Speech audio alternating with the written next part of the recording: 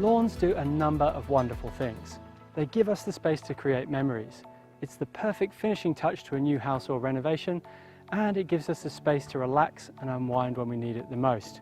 Further to this, lawns and green open space do so much more for your general health and well-being.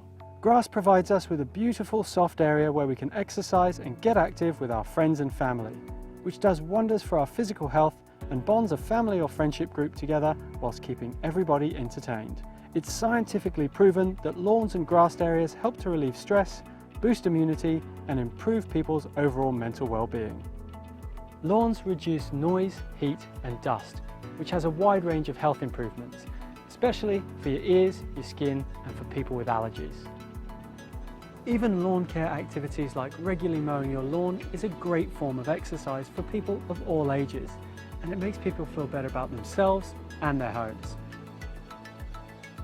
A huge factor about having a lawn at your house or a large grassed area in a public space are the massive environmental benefits associated with lawn.